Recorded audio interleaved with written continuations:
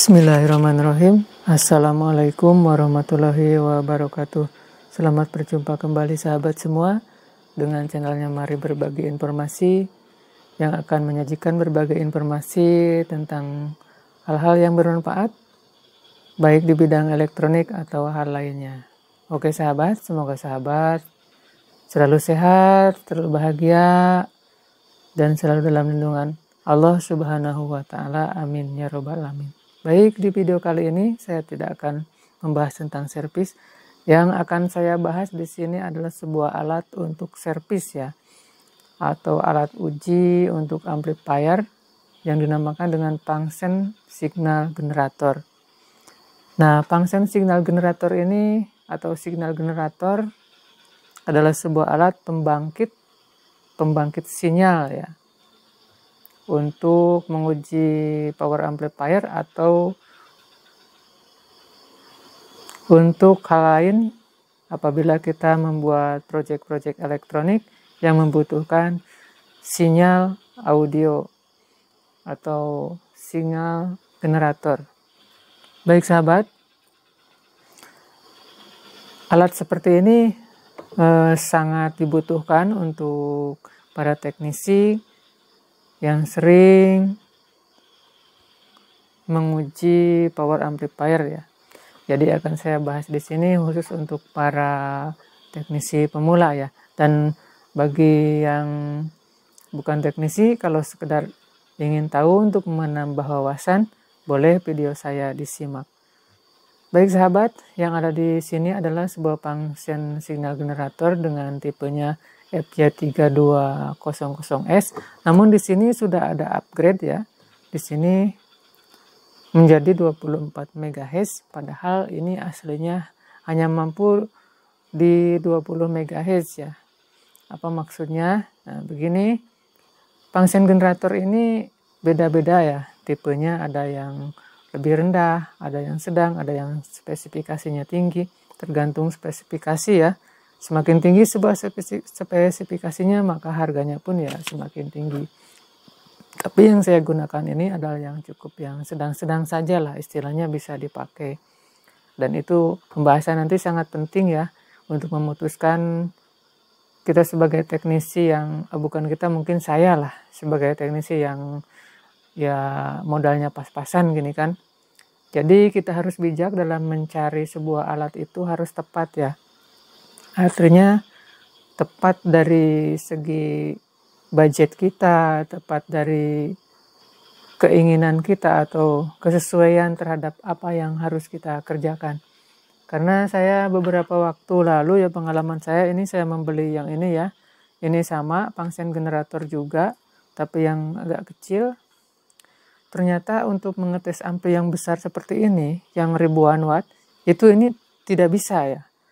Kurang maksimal lah. Ini hanya bisa digunakan untuk amplifier yang kecil, yang 600-an watt ke bawah lah. Nah, saya juga beli juga yang function generator yang kecil lagi, dan itu sama sekali enggak saya pakai karena tidak bisa digunakan kalau untuk input audio ya, atau untuk mengetes amplifier. Nah, jadi itu maksud dari video ini, saya bahas di sini supaya para teknisi yang pemula ya, saya berbagi informasi aja supaya tidak salah dalam membeli ya, nanti menyesal gitu. Oh, saya sudah beli ini ternyata malah nggak bisa dipakai, akhirnya duit kita kan terbuang-buang gitu. Ataupun saya malah beli yang mahal tapi kan untuk ngetes yang kecil-kecil aja amplifier, jadinya sesuatu yang mahal itu menjadi ya sama juga terbuang juga gitu, nggak terpakai lah. Jadi di sini inti pembahasan itu saya ingin berbagi itu berbagi pengalaman itu di situ ya. Bagaimana kita membeli sesuatu alat itu fungsinya itu benar-benar kepake semua gitu. Baik sahabat, dilanjut kembali pembahasan saya. Tipe-tipe seperti ini banyak ya. Ada tipe yang lebih rendah, lebih tinggi, dan saya bahas untuk ini ya, untuk function generator. Coba saya hidupkan function generator yang ini ada beberapa nilai plus dan minusnya ya. Nilai plusnya adalah yang saya alami ya. Ini nilai plusnya, jadi ini pengaturan untuk peak to peak atau amplitudonya itu mencapai 20 volt ya. Bisa dilihat di sini tapi mungkin kurang jelas ya. Coba saya besarkan. Jadi ini tulisannya, nah tetap kurang jelas ya sahabat, tapi mungkin dari penjelasan saya, dari bahasa saya, dari ucapan saya bisa mendeskripsikan apa yang bisa dilakukan oleh function generator ini. Jadi begini sahabat, function generator itu yang membuat mahalnya adalah spesifikasinya. Semakin frekuensinya atau istilahnya lebar pitanya atau apa ya, bandwidth semakin lebar, dia semakin mahal. Seperti yang ini kalau nggak salah frekuensinya dari 1 Hz sampai dengan berapa ya, sebentar saya ingat-ingat dulu, kalau nggak salah 2 MHz atau 20 MHz, saya lupa. Yang jelas ini ya sekitar itulah ya. Yang jelas spesifikasinya lebih rendah dari ini. Lebar pitanya atau bandwidthnya itu lebih kecil ini ya. Apakah itu penting? Ya, penting ya.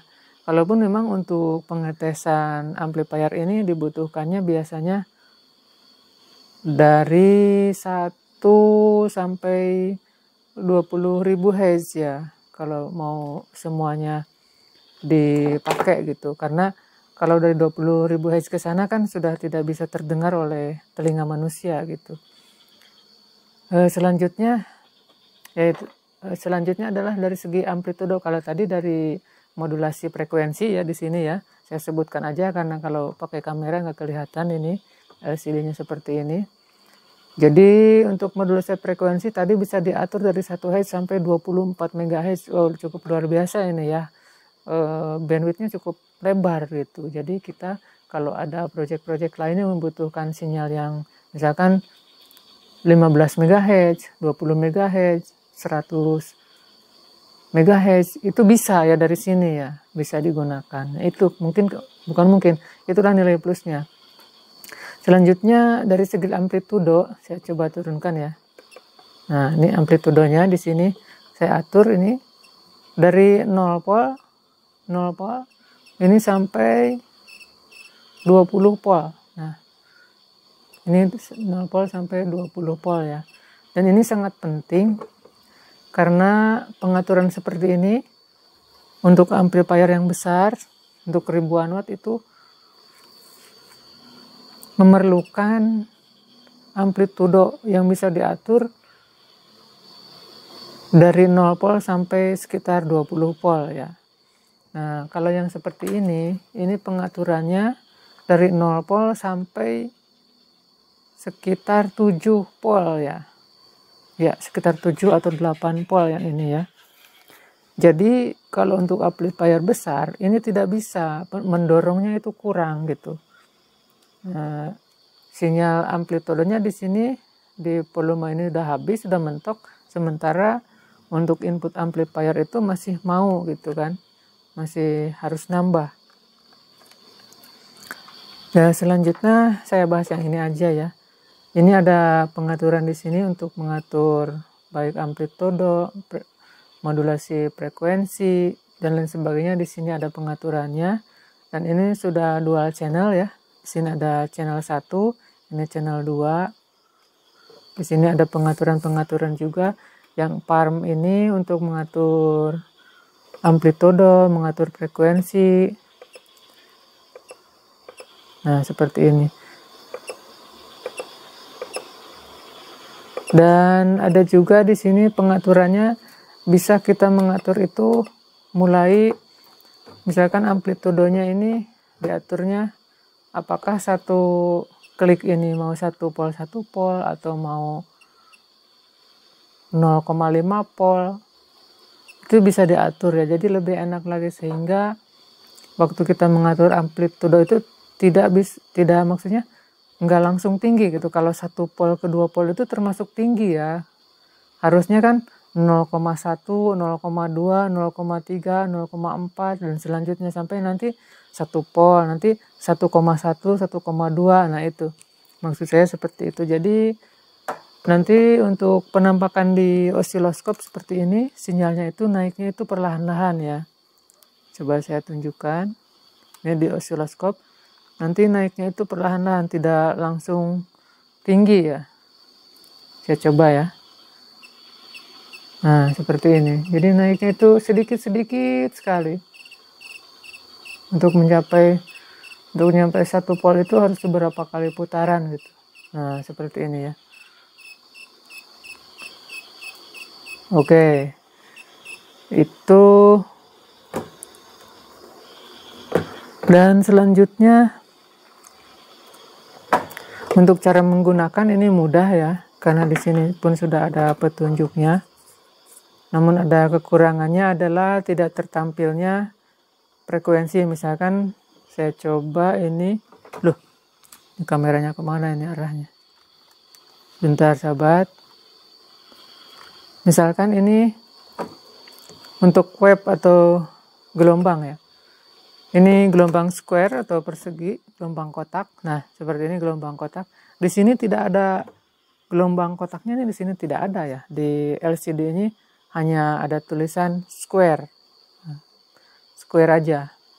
Itu minusnya di situ, karena yang bagus, yang bagus lagi di atas ini harganya lebih tinggi lagi. Itu langsung tertampil ya. Seperti halnya tertampil di osiloskop ini.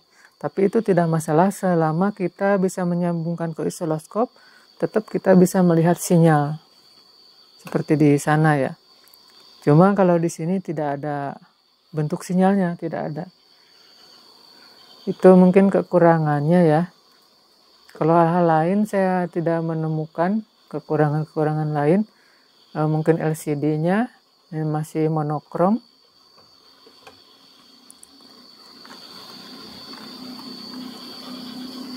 Nah, itu sahabat, bagi para teknisi pemula yang ingin membeli, saya tidak promosi ya. Tapi kalau yang seperti ini masih layak untuk dimiliki dan bisa untuk mengetes amplifier yang besar ya, wattnya ya. Tapi kalau sahabat hanya memiliki amplifier kecil atau mengetes amplifier kecil, cukup pakai ini, bahkan mungkin pakai HP pun bisa sebenarnya. Banyak yang mengatakan pakai HP bisa, iya, bisa pakai HP. Hanya memunculkan frekuensi, ingat itu, hanya menghasilkan frekuensi dengan amplitudo yang rendah ya. Tapi untuk menghasilkan amplitudo yang atau nilai peak to peaknya tinggi di atas 10 volt, kalau dari HP itu nggak akan bisa. Bagaimana mungkin ya? Dari HP bisa mengeluarkan apalagi 20 volt, sedangkan baterainya aja berapa volt kan gitu. Logikanya aja di situ. Selanjutnya yang saya bahas lagi adalah ini apabila sahabat membeli ya. Di sini kan tertulis FY200S. Harusnya ini FY324S kalau nggak salah. Nah, ini sepertinya versi upgrade yang saya beli itu, karena kalau di sini ada tulisan FY3200S strip 24M, artinya 24 MHz. Nah, setahu saya yang aslinya di sininya itu harusnya tertulis FY324S ya, harusnya. Tapi ini versi upgrade ya, saya pun agak nyesel juga gitu. Karena ini saya beli online. Kalau di iklan di online-nya ini ada tulisan FY3204. Tapi yang datang ke sini 3200S. Ya, untuk penjualnya mudah-mudahan bisa lebih jujur lagi ya. Kalau memang versi upgrade harusnya di situ ditulis versi upgrade gitu. Kita kan nggak kecewa karena untuk FY3200S dengan FY324S itu beda harga, agak jauh bedanya ya. Yang 20 MHz dengan 24 MHz. Oke, saya tunjukkan dulu ya untuk sebentar ini. Sepertinya ada probe yang bermasalah, mungkin beradu. Saya tunjukkan dulu untuk hasil gelombang sini ya.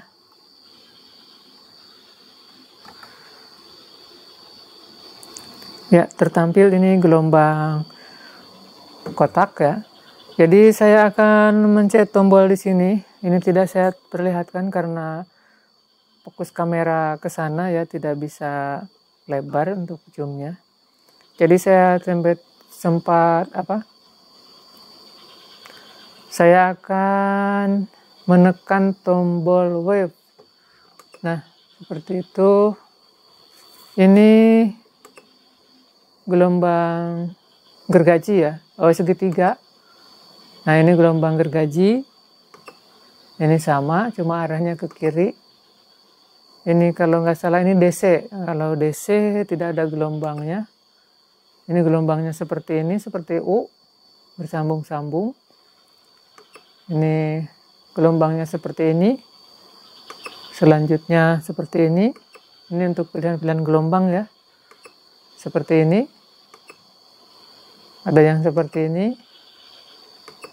Ada yang seperti ini. Jadi kalau kita ada proyek-proyek elektronik yang lain, ada berbagai macam pilihan gelombang. Ada yang seperti ini. Seperti ini. Nah, kalau ini mirip sinus.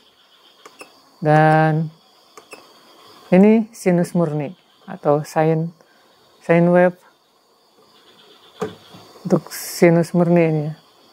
Sinusoidal. Dan apabila di situ terlihat seperti pecah-pecah, itu karena konektornya ini. Nah, ini udah normal. Coba saya naikkan untuk amplitudenya.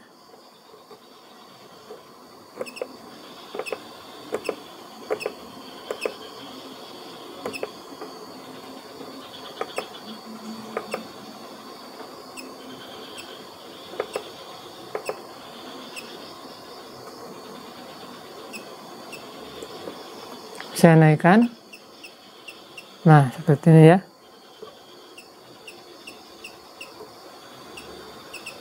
Ini ada gangguan ya, sahabat, maaf ya. Gangguan kabel.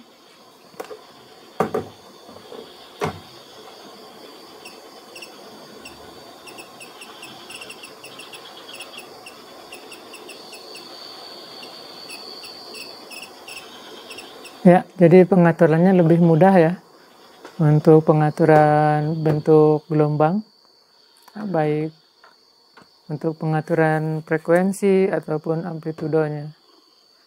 Dan di video selanjutnya mungkin saya akan mengetes amplifier ini menggunakan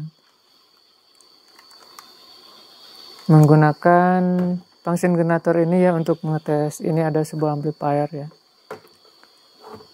Jadi itu saja yang saya bahas di sini ya, sahabat. Mudah-mudahan informasi ini bermanfaat untuk para teknisi pemula ya. Karena kadang kita bingung untuk memutuskan mana yang harus kita beli. Jadi pembeli yang bijak adalah pembeli yang menyesuaikan dengan kebutuhan tentunya ya. Nah, kalau bicara masalah yang terbaik, tentu yang termahal. Itu udah pasti ya, tidak usah berpikir-pikir lagi.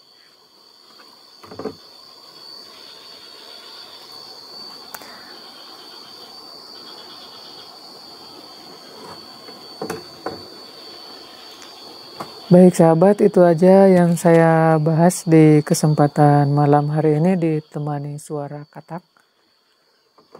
Mudah-mudahan informasi ini ada manfaatnya buat sahabat semua, dan memang ya untuk servis-servis di zaman sekarang ini kita memerlukan alat yang cukup banyak Tidak seperti zaman dulu hanya sebuah apometer, solder, dan obeng, udah selesai. 3 aja udah selesai. Kalau sekarang harus ada function generator, harus ada osiloskop, harus ada blower, harus ada seperti ini dummy load, harus ada komputer, dan lain-lain sebagainya ya. Semakin canggih, semakin banyak alat yang digunakan untuk servis ya. Dan itu sebuah risiko yang harus ditanggung oleh seorang teknisi, dan mungkin itu juga menjadi sebuah ya pemberitahuan kepada konsumen yang punya alat elektronik rusak lalu diservis. Jadi istilahnya jangan terlalu menganggap enteng kepada tukang servis karena modalnya cukup besar, tingkat kerumitannya cukup tinggi. Tidak seperti zaman dulu ya. Sangat simpel dan mudah, tapi zaman sekarang memerlukan alat servis yang cukup kompleks. Tidak bisa hanya dengan 1 ataupun 2 alat saja. Ya, termasuk dalam pengetesan amplifier kalau zaman dulu ya bisa pakai speaker aja langsung. Nah, kalau sekarang sudah seperti ini ya kejadiannya.